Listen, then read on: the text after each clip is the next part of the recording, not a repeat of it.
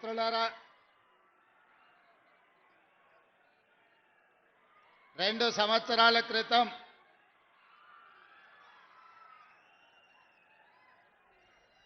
December 3, 2023 నాడు ప్రజాప్రభుత్వాన్ని, ఇందిరమ్మ రాజ్యాన్ని సాధించి ప్రజాపాలనకు పునాదులు వేసి 2 సంవత్సరాలు మనం పూర్తి చేసుకుంటున్నాం. ఈ 2 సంవత్సరాల ప్రజాపాలన విజయోత్సవ సభను నర్సంపేటలో మీ అభిమాన నాయకుడు, మా సోదరుడు దొంతి మాధవరెడ్డి గారి ఈ విజయోత్సవ సభను ఏర్పాటు చేసి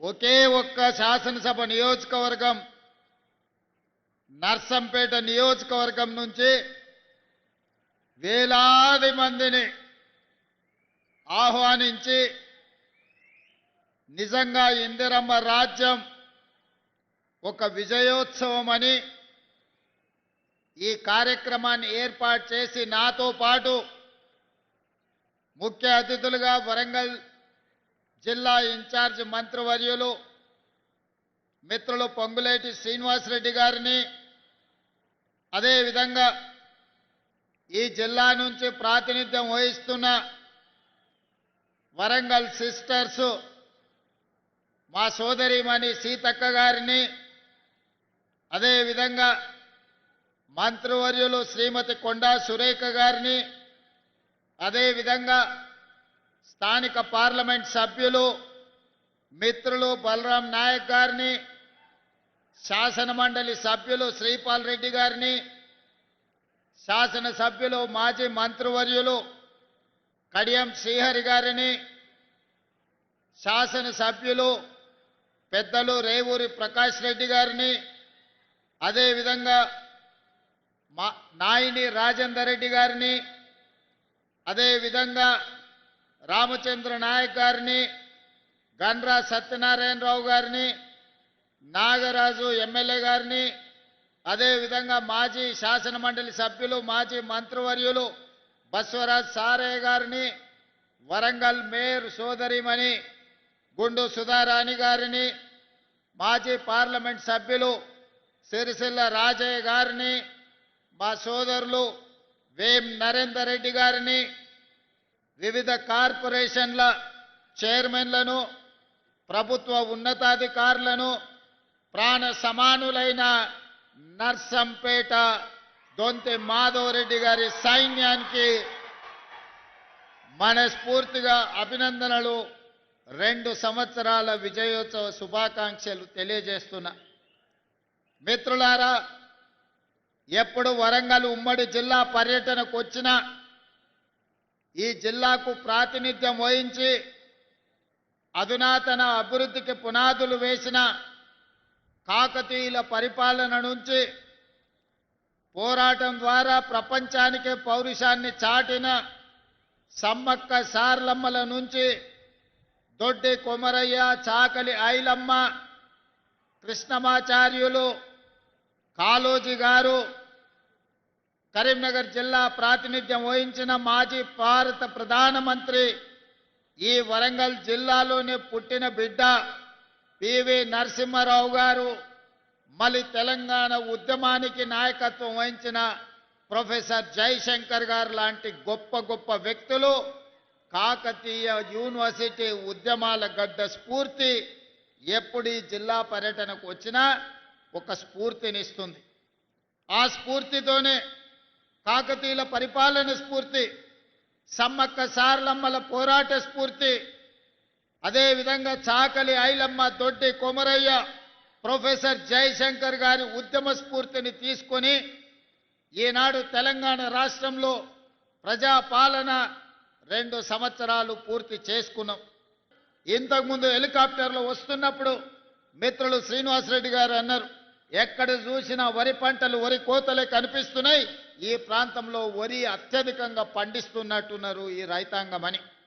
నేను గుర్తు చేయదలుచుకున్న ఈ ప్రాంత వరి రైతాంగం పండించే రైతులకు ఈనాడు ఇందిరమ్మ పాలనలో మీరు వరి పండించండి, మీరు పండించిన చివరి గింజ వరకు ఈ ప్రభుత్వం కొనుగోలు చేస్తుంది, మీరు సన్న వడ్లు పండించండి, 500 రూపాయల బోనస్ ఇచ్చి మిమ్మల్ని ఆదుకుంటాం, మీకు గిట్టుబాటు ధరనే కాదు వ్యవసాయాన్ని లాభసాటిగా చేస్తామని చెప్పి ఈనాడు మన ప్రభుత్వం నిర్ణయం తీసుకున్నది. తెలంగాణలో దుక్కి దున్నే ప్రతి రైతుకు ఈనాడు 24 గంటల ఉచిత విద్యుత్తునిచ్చి, ఉచిత విద్యుత్ అంటే మాది, ఆ పేటెంట్ రైతు మాది.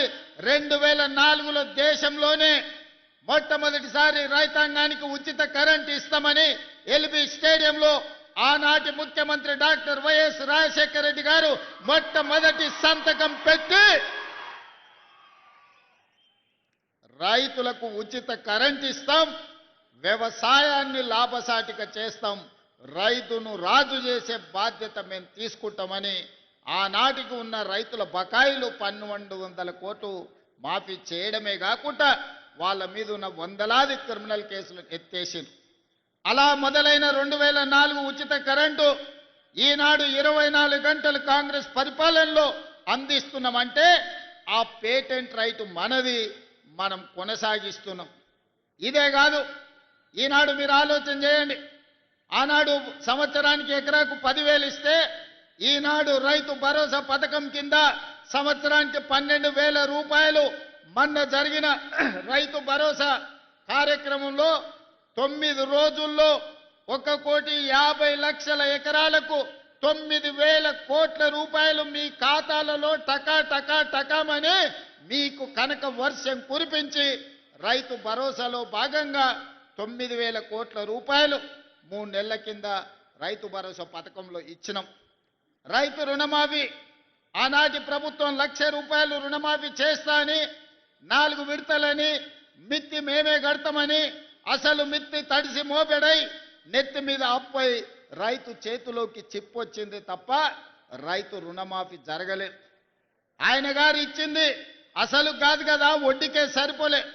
కానీ మన ప్రభుత్వం అధికారులకు వచ్చిన వెంబడే ఇచ్చిన మాట ప్రకారం 25,35,000 మంది రైతులకు 20,614 కోట్ల రూపాయలు రైతు రుణమాఫీ 2 లక్షల రూపాయల వరకు చేసి ఇచ్చిన మాట నిలబెట్టుకున్న ప్రభుత్వం, రైతులను ఆదుకొని గుండెల్లో పెట్టి చూసుకున్న ప్రభుత్వం ఇందిరమ్మ రాజ్యం అని చెప్పి నేను ఈరోజు చెప్తున్నా.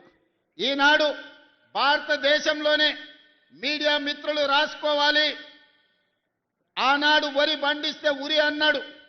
ఈనాడు దేశంలోనే అత్యధికంగా వరి పండిస్తున్న రాష్ట్రం తెలంగాణ రాష్ట్రం. 3వసారి భారతదేశంలోనే వరి ఉత్పత్తిలో మొదటి స్థానంలో నిలబడ్డది. 1,56,56,00,000 మెట్రిక్ టన్నుల ఉత్పత్తిని ఒకే ఒక్క సీజన్లో పండించి పంజాబ్ హర్యానాలను దాటుకొని ఆంధ్రప్రదేశ్ రాష్ట్రానికి 2 అధికంగా వడ్లు పండించిన రాష్ట్రం తెలంగాణ రాష్ట్రంలో ఉంది. మరి ఆనాడు వడ్లు కొనమంటే కొనకపోతే కల్లాలలోనే రైతులు ప్రాణాలు వదులుకున్నది మనం చూసినాం. పోలీసులతోని లాఠీ చార్జీలు చూసినాం. ఈనాడు కల్లోలంలో ఉన్న కల్లాలను ఈ ప్రభుత్వం ఆదుకొని రైతులు పండించిన ప్రతి గింజను ఈరోజు మనం కొనుగోలు చేసినాం. సన్న వడ్లకు 500 రూపాయల బోనస్ ఇచ్చినాం.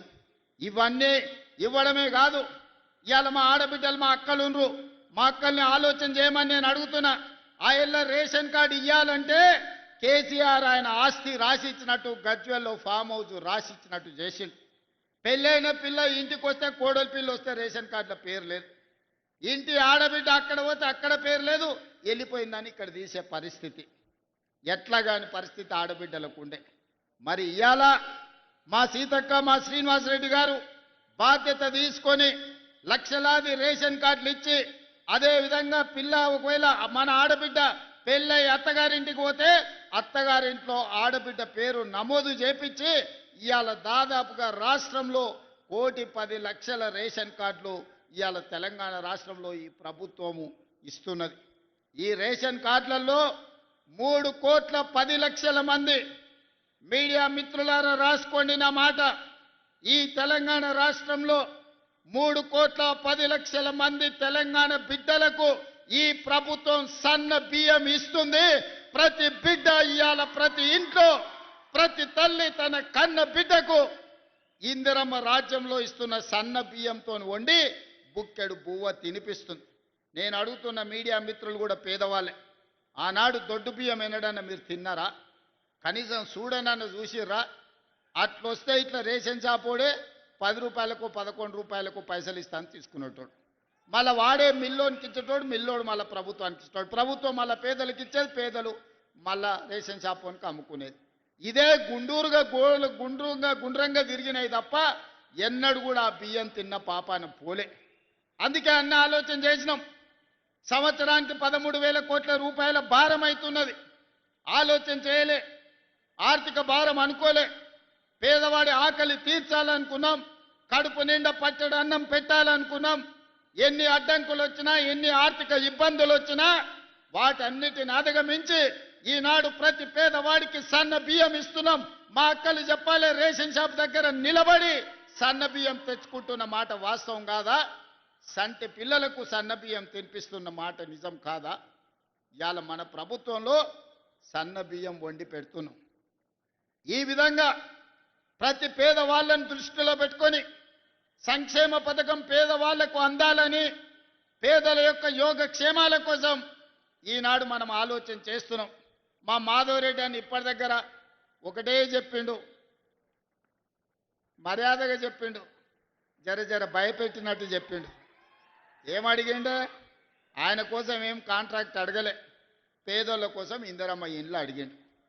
ఆ ఇళ్ళ 2004 నుంచి 2014 వరకు 10 సంవత్సరాలల్లా తెలంగాణ రాష్ట్రంలో వైఎస్ రాజశేఖర రెడ్డి గారి నేతృత్వంలో 25 లక్షల ఇందిరమ్మ ఇండ్లు ప్రతి పేదవాడికి తండాలలో, గూడాలలో, మారుమూల పల్లెల్లో, అడవులో ఎక్కడో ఉన్న వాళ్ళని కూడా 25 లక్షల ఇందిరమ్మ ఇండ్లు ఆ 10 సంవత్సరాలలో కట్టించినాం. మరి ధనిక రాష్ట్రం 16,000 కోట్ల రూపాయల మిగులు బడ్జెట్తోని చంద్రశేఖరరావు గారికి అప్పచెప్పిన 2014లో కాంగ్రెస్ పార్టీ 10 ఏళ్ళు ముఖ్యమంత్రిగా ఉన్నాడు. నేను ఇక్కడ ఉన్నోళ్ళని అందరిని అడుగుతున్నా, డబుల్ బెడ్రూమ్ ఇల్లు ఇస్తా అన్నాడు కదా, మీకెవరికైనా డబుల్ బెడ్రూమ్ ఇల్లు వచ్చిందా? ఇక్కడ వేలాది మంది ఉన్నారు కదా. హనుమాన్లో గుడి లేని ఊరని ఉండొచ్చు, కానీ ఇందిరమ్మ ఇల్లు లేని ఊరు లేదు. ఏ ఊర్లైనా గుడైనా, బడైనా, తాగనిక నీళ్ళ ట్యాంక్ అయినా, ఇందిరమ్మ ఇల్లైనా మనమిచ్చిందే. ఇక్కడికి వచ్చిన వాళ్ళు గుండె మీద చేసుకొని ధైర్యంగా నిలబడి చెప్పొచ్చు. ఇవాళ వాళ్ళని అడుగుండ్రి, ఏ ఊర్లో డబుల్ బెడ్రూమ్ ఇల్లు ఇచ్చిందో చూపియమనుండ్రి, ముఖ్యమంత్రిగా నేనే వస్తా. కొన్ని ఊర్లలో పోయి ఉన్నాయి కూలగొట్టిండు. వాళ్ళకి ఇక చెప్పిండయా ఊరిచ్చిండంటే వరంగల్లోనే మీ కాలనీ మొత్తం అసలు గుడిసెలు ఏముండవని మొత్తం కాలనీ ఊడగొట్టిండు. ఏమైంది? చివరికి ఇల్లు వీకి పందిరేసుకున్నట్టు బజార్ పాలైంది వాళ్ళ బతికే ఆయన నమ్ముకుంటే. మళ్ళా ఆయన మేధావి, కోడి కొయ్యాలి, కళ్ళు కొయ్యాలి, దావతి ఇయ్యాలి అని కూడా అడిగిండు వరంగల్లో. పాపం మంచోళ్ళే, తెలుగు కల్లోలే వరంగల్లో, కానీ ఆయన మాయమాటలు పడి మోసపోయిండు. కోడి వెంచి ముదిరిపోయింది. లాస్ట్కు ఎవరెత్తుకపోయారో ఆ కోడిని, కానీ ఇవాళ పేదోళ్ళ దగ్గర ఇల్లు ఇయ్యలే. అందుకే ప్రభుత్వం వచ్చిన ఎంబడే పేదవాడి ఆత్మ గౌరవం పెరగాలి అని అంటే ఇందిరమ్మ ఇల్లు ఉండాలి. ఇందిరమ్మ ఇల్లు ఉండాలి అంటే ప్రభుత్వం ఆర్థిక భారమైనా పర్వాలేదు, ఇచ్చి తీరవలసిందే అని మొదటి విడతగా ప్రతి నియోజకవర్గానికి 3,500 ఇండ్లు, దాదాపుగా 4,50,000 ఇండ్లు, 22,500 కోట్లతోని పేదలకు ఇండ్లు ఇచ్చినాం. ఇవాళ ప్రతి గ్రామంలో ఇందిరమ్మ ఇండ్ల పనులు మొదలైనవి. అందుకే ఈరోజు ధైర్యంగా ఆ సంతోషంతో మీ అందరి అభిప్రాయాన్ని సోదరుడు మాధవరెడ్డి గారు మా కనీసం ఇంకొక 3,000 ఇయ్యమంటుండు. ఎప్పుడైనా పండ్లు కాసే చెట్టుకే రాళ్ళు పడతాయి, పెడతామంటే అడుగుతారు, కొడతామంటే దూరం పోతారు. అందుకే మాధవన్న నువ్వు ఎట్లన్నా వేసి ఇంకా మళ్ళీ 3,000 ఇండ్లు రాబట్టాలని ఉపాయం వేసిండు మీ అందరి కోసం. నేను ఇంత పెద్ద ఎత్తున సభ పెడితే మాధవన్న సంతోషంతో పెట్టిండు అనుకున్నా. మాధవన్న మీటింగ్ మతలబ్తోనే పెట్టిండు, ఎట్లయినా ముఖ్యమంత్రి గారిని అందరి ముందు అడిగితే కాదనుకుంటా ఇస్తాడని. నిజంగానే నియోజకవర్గాలలో పేదోళ్ళకి ఇండ్లు ఇచ్చే నాయకులు అంటే నాకు ఇష్టం. పేద ప్రజల్ని ఆత్మ గౌరవంతో బ్రతకడానికి సహకరించే శాసనసభ్యుడు ఉంటే భుజం తట్టి ప్రోత్సహించాలనేదే మన ప్రభుత్వం యొక్క ఆలోచన. వచ్చే ఏప్రిల్ కొత్త సంవత్సరం ఫైనాన్షియల్ ఇయర్లో తప్పకుండా ఈ నర్సంపేటకు మళ్ళీ 3,000 నుంచి 3,500 ఇండ్ల మంజూరు చేసే బాధ్యత గృహ నిర్మాణ శాఖ మంత్రివర్యులు పొంగులేటి శ్రీనివాసరెడ్డి గారు తీసుకుంటున్నారు. అందుకే వేదిక మీద నుంచి వారికి ఆదేశాలు ఇస్తున్నా. వచ్చే బడ్జెట్ ఇయర్లో ఖచ్చితంగా నర్సంపేటకు 3 నుంచి 3,500 ఇండ్లు మంజూరు చేసే బాధ్యత పొంగులేటి శ్రీనివాసరెడ్డి గారికి అప్పచెప్తున్నా. వారిని పర్యవేక్షించుకుంటూ మీకు ఇండ్లు ఇచ్చే బాధ్యత నేను తీసుకుంటా అని చెప్పి ఈ సందర్భంగా నర్సంపేట మిత్రులకు నేను తెలియజేస్తున్నా. మిత్రులారా, ఇవాళ మా ప్రభుత్వం మొట్టమొదటి భారత ప్రధానమంత్రి పండిత్ జవహర్లాల్ నెహ్రూ గారిని ఆదర్శంగా తీసుకున్నాం. ఆనాడు వారు అన్నారు, ఈ దేశం విద్య లేకపోవడం, ఈ దేశం ఆకలి కేకల్లో చనిపోతుంది, నిరక్షరాస్యత వల్ల ప్రపంచంతో పోటీ పడలేకపోతున్నాం. అందుకే ఎడ్యుకేషన్ అండ్ ఇరిగేషన్ నా పాలసీ అని పండిత్ జవహర్లాల్ నెహ్రూ గారు చెప్పారు. అందుకే ఈనాడు ఈ దేశంలో ఉన్న గొప్ప గొప్ప యూనివర్సిటీలన్నీ మొట్టమొదటి ప్రధానమంత్రి గారు మొదలుపెట్టినది కాంగ్రెస్ పార్టీ కట్టిన కాకతీయ యూనివర్సిటీ. ఇవాళ వరంగల్లో దేశానికి ఎంతో మంది మేధావులను అందించిన యూనివర్సిటీ అది కాంగ్రెస్ పార్టీ మొదలుపెట్టింది. ఇవాళ ప్రాజెక్టులు పండిత్ జవహర్లాల్ నెహ్రూ గారు మొదలుపెట్టిన ప్రాజెక్టులు ఈ దేశంలో ఆ పక్కన బ్రాత్రానంగల్ కావచ్చు, ఈ పక్కన నాగార్జున సాగర్ కావచ్చు, అటు పక్కన శ్రీశైలం కావచ్చు, ఇవాళ కరీంనగర్ వరంగల్ జిల్లాలకు నీళ్లు ఇస్తున్న SRSPని కూడా పండిత్ జవహర్లాల్ నెహ్రూ గారు మొదలుపెట్టిందే. ఆ నీళ్ళే ఈనాడు పంటలు పండిస్తున్నాయి, మన కడుపు నింపుతుంది. ఇవాళ ఇంకొక అడుగు ముందుకేసినాం, కమ్యూనికేషన్ వ్యవస్థ డెవలప్ అయింది. అందుకే education, irrigation and communication, communication in roads, communication in ports, communication in airports, communication in technology, వీటన్నిటిని కూడా తీసుకొని తెలంగాణ రైజింగ్ గ్లోబల్ సమ్మిట్ ని ఈ నెల 8, 9 తారీఖు నాడు ప్రపంచ స్థాయిలో ఈరోజు కార్యక్రమాలను తీసుకున్నాం. దాంట్లో భాగంగానే మిత్రులారా ఇవాళ వరంగల్కి ఎయిర్పోర్ట్ తీసుకొస్తున్నాం. ఒక్కరోజైనా కేసీఆర్ ఆలోచన చేసిండా? ఆనాడు సోనియా గాంధీ గారు, రాహుల్ గాంధీ గారు, మన్మోహన్ సింగ్ గారు నిర్మించిన ఔటర్ రింగ్ రోడ్ అంతర్జాతీయ ఎయిర్పోర్టే తెలంగాణకు పెద్ద దిక్కు అయింది తప్ప తెలంగాణ రాష్ట్రంలో ఒక్క ఎయిర్పోర్టు లేదు. గా పక్కలో ఉన్న ఆంధ్రప్రదేశ్లో 6-7 ఎయిర్పోర్ట్లు ఉన్నాయి, మహారాష్ట్రలో 10-12 ఉన్నాయి, కర్ణాటకలో 7-8 ఉన్నాయి. కానీ తెలంగాణ రాష్ట్రంలో 10 ఏళ్ళు ఏళ్ళున్నోళ్లకు మరి ఎందుకు దేవుడు బుద్ధి కలిగించలేదో, జ్ఞానోదయం ఇవ్వలేదో, విదేశాలలో చదువుకున్నాం, సాంకేతిక నిపుణులం అని పెద్ద పెద్ద పొడుగు ఉపన్యాసాలు ఇస్తారు. కనీసం తెలంగాణకు 2వ ఎయిర్పోర్టు తేవాలని ఆలోచన అయినా చేసిండ్రా? తెలంగాణకు లేని పోర్టుకు కనీసం రోడ్డు అయినా వేద్దామని ఆలోచన చేసిండ్రా?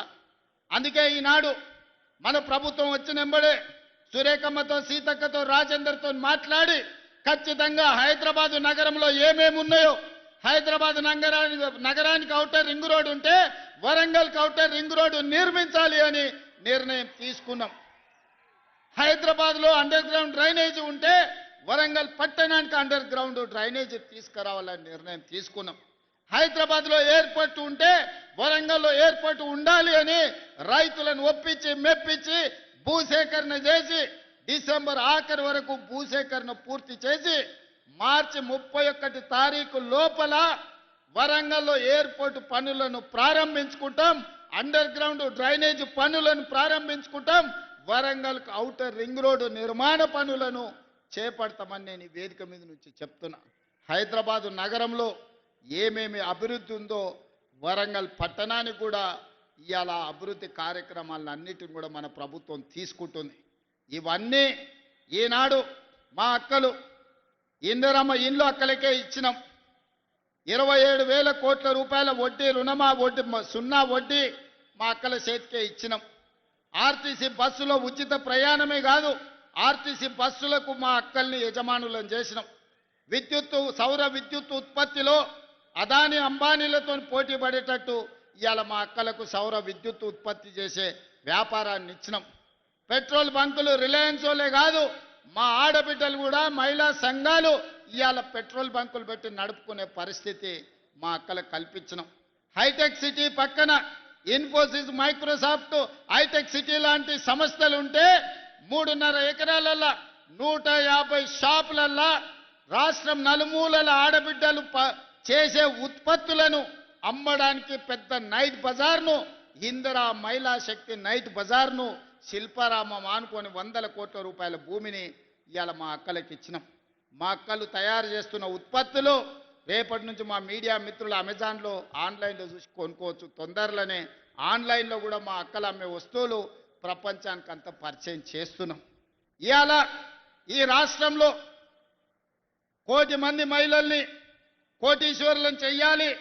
ఆడబిడ్డలు కోటీశ్వరులు అయితే ఆ కుటుంబం బాగుపడుతుంది, ఆ పిల్లలు చదువుకుంటారు, ఆ ఇంటి మర్యాద పెరుగుతుంది, ఆ కుటుంబంలో అన్ని పరిస్థితులు బాగుంటాయని మేము విశ్వసిస్తున్నాం. దాంట్లో భాగంగానే 1 కోటి మంది మహిళల్ని కోటీశ్వరులు చేసే కార్యక్రమం తీసుకొని ఈ పథకాలన్నీ కూడా తీసుకొచ్చినాం. ఇవాళ ఇదే కాదు, తెలంగాణ ఆడబిడ్డలకు పుట్టింటి వాళ్ళు పెట్టే చీర సారె. సారె అనేది ఒక పండుగ ఆడబిడ్డలకు. ఎంత కష్టమున్నా, ఎంత పేదవాళ్ళు ఉన్నా ప్రతి సంవత్సరం ఒక్కసారన్నా పుట్టింటోళ్ళు ఆడబిడ్డకు చీర పెడతారు సారె రూపంలో. ఒకవేళ మరీ పేదరికం ఉంటే 3-4 ఏళ్ళల్లో తప్పకుండా పెడతారు, అది ఒక సాంప్రదాయం. ఇవాళ అందుకే తెలంగాణలో ఉండే ఆడబిడ్డలకు తల్లిదండ్రులు, సొంత సోదరుడు ఏ విధంగా పండుగ పూట చీర పెడితే సారే అవుతుందో, మీ సోదరుడు రేవంత్ అన్న ప్రతి సంవత్సరం ఆడబిడ్డలకు చీర పెట్టాలి, ఆ చీర సారె పండుగ మీరు చేసుకోవాలని సీతక్కకు ఆదేశాలు ఇచ్చి ఈనాడు తెలంగాణ రాష్ట్రంలో గ్రామీణ ప్రాంతాలలో ఉన్న 65 లక్షల ఆడబిడ్డలకు ఇవాళ మన చీరల పంపిణీ కార్యక్రమం మొదలు పెట్టినాం. ఇవాళ సంవత్సరం కింద ఆర్డర్ ఇస్తే 65 లక్షలు వచ్చినాయి. ఇంకా 35 లక్షల చీరలు రావాలి. మార్చిలో ఇస్తామన్నారు ఉత్పత్తి సంస్థలు. పట్టణ ప్రాంతాలలో మున్సిపాలిటీలో ఉండే ఆడబిడ్డలకు మార్చి నెలలో అంతర్జాతీయ మహిళా దినోత్సవం సందర్భంగా పట్టణ ప్రాంతాలలో మున్సిపాలిటీలలో ఉండే ఆడబిడ్డలకు కూడా 35 లక్షల చీరలు ఇస్తాం. మొత్తానికి రాష్ట్రంలో 1 కోటి మంది ఆడబిడ్డలకు 1 కోటి చీరలు పెట్టి సారబెట్టే బాధ్యత ఈ ప్రభుత్వం తీసుకుంటుంది. మొన్న చర్చల సందర్భంగా సురేఖకు ఒక మాట చెప్పింది, అన్న తిడుతుర్రు అని. ఎందుకు అక్క అన్న? ఏమో అన్న, కేసీఆర్ ఉన్నప్పుడు బతుకమ్మ చీరిస్తే చీర తీసుకున్న ప్రతి ఆడబిడ్డ బండబూతులు తిట్టేది కేసీఆర్ను. గింత పనికిమాల చీరిస్తాడా, ఇది తీసుకుపోయి చేన్ల కాడ పిట్టల కడ్డం కడుతున్నాం, వాళ్ళు కట్టుకుంటారా ఈ చీర అని. కరెక్టే అక్క, మరి నాడు అట్లనే తిట్టిండ్రు అని. మరి ఇప్పుడు మనల్ని ఎందుకు తిడుతురు అక్క అంటే, అక్కడక్కడ చీరలు రానోళ్ళు తిడుతురు. రేవంత్ ఏమైనా నష్టం వచ్చినాదయ్యా, ఇంతమందికి ఇచ్చారు, మా నలుగురికి ఇస్తే ఊరంతా అయిపోతుండే కదా, మా నలుగురికి రాలేదని తిడుతున్నారు అన్న అని. అందుకే నేను ఆలోచన చేసిన, అక్కడ మా అక్కలు ఇగో ఇందిరమ్మ చీరలు కట్టుకొని వచ్చారు, మంచిగా ఎట్లున్నారు చూడు. అందుకే ఏ ఒక్క ఆడబిడ్డ కూడా నాకు చీర రాలేదని చెప్పొద్దు. నేను ఈ వేదిక మీద నుంచి చీఫ్ సెక్రటరీ గారికి, జిల్లా కలెక్టర్లకు నేను ఆదేశాలు ఇస్తున్నా. ప్రతి ఆడబిడ్డకు చీర చేరాల్సిందే.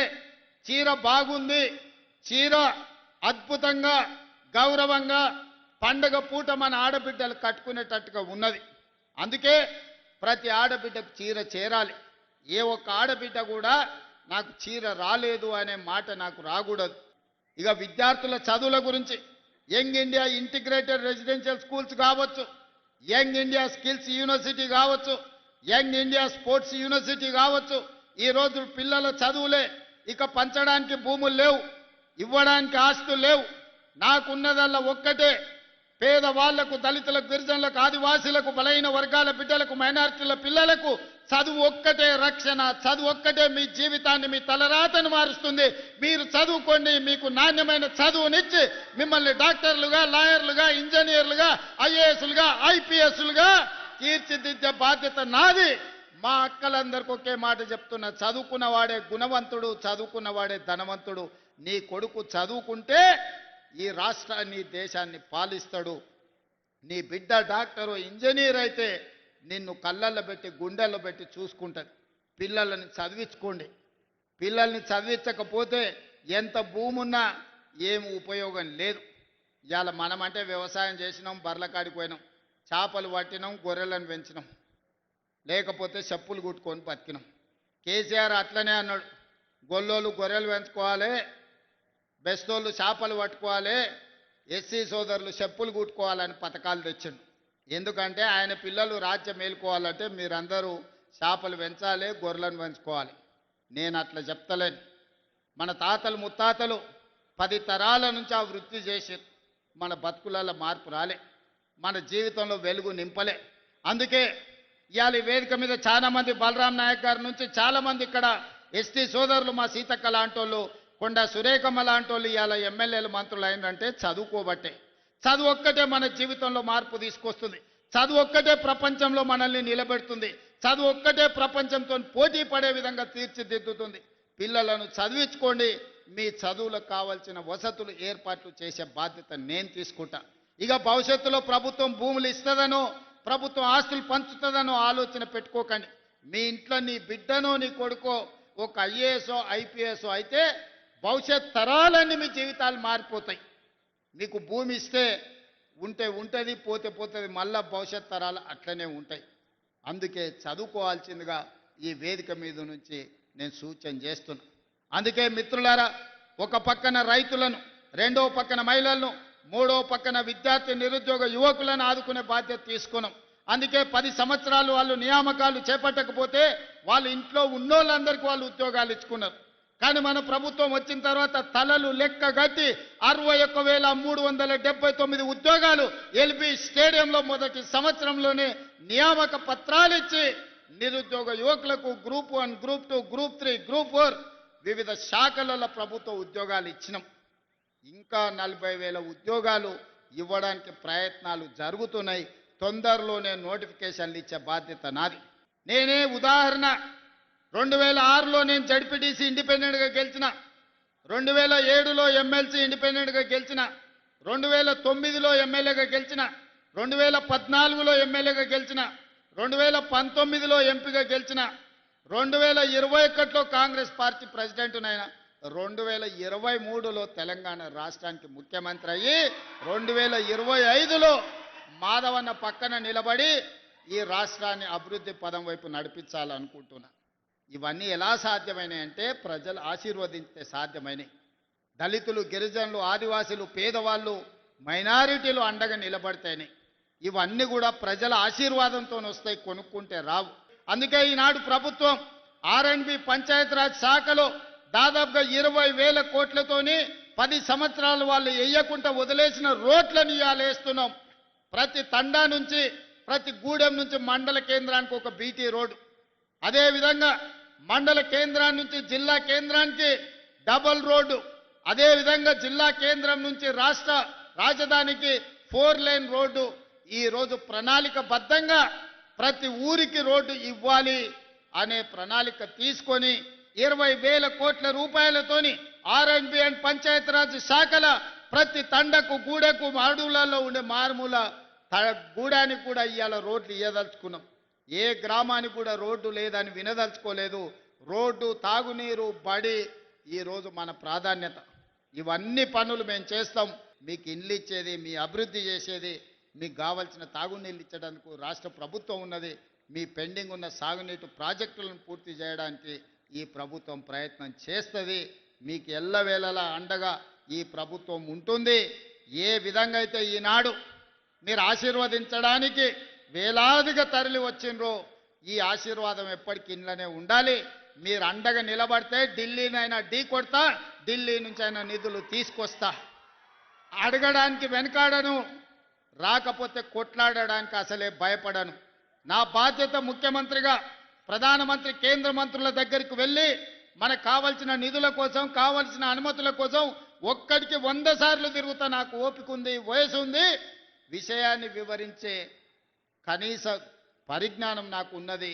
తెలంగాణ రాష్ట్రం కోసం ఎవరినైనా కలుస్తాను, తెలంగాణ అభివృద్ధి కోసం ఎవరితోనైనా కొట్లాడతాను. మీ ఆశీర్వాదం నిండుగా ఇట్లనే ఉండాలి. ఈ వరంగల్ జిల్లాను అభివృద్ధి చేస్తాం. మళ్ళీ 1000 సంవత్సరాల చరిత్ర కలిగిన సమ్మక్క సార్లమ్మ గొప్ప వందల సంవత్సరాల చరిత్ర కలిగిన సమ్మక్క సార్లమ్మ ఏ విధంగా అభివృద్ధి జరుగుతుందో మీరు చూస్తున్నారు. కొత్త సంవత్సరంలో అద్భుతమైన సమ్మక్క సార్లమ్మ మందిరం వస్తుంది. దర్శనం చేసుకోవడానికి వస్తా. ఆ రోజు మీ అందరితోని మాట్లాడతా. ఓపికగా ఇంతసేపు ఉండి అండగా నిలబడి మీ నాయకుడు మాధవ్ రెడ్డి గారిని గొప్పగా మీ అభిమానంతో ముందుకు నడిపించండి. వారు బలంగా ఉంటే నేను బలంగా ఉన్నట్టే. నేను బలంగా ఉంటే ఢిల్లీలో సోనియా గాంధీ గారు ఈ దేశానికి సేవలు అందిస్తారు. రాహుల్ గాంధీ గారు ప్రధానమంత్రి అవుతారు. మీరందరూ అండగా ఉండాల్సిందిగా సోదరుడు మాధవ్ రెడ్డిని ఆశీర్వదించాల్సిందిగా కోరుకుంటూ మీ అందరి దగ్గర సెలవు తీసుకుంటున్న. ధన్యవాదాలు మిత్రులారా.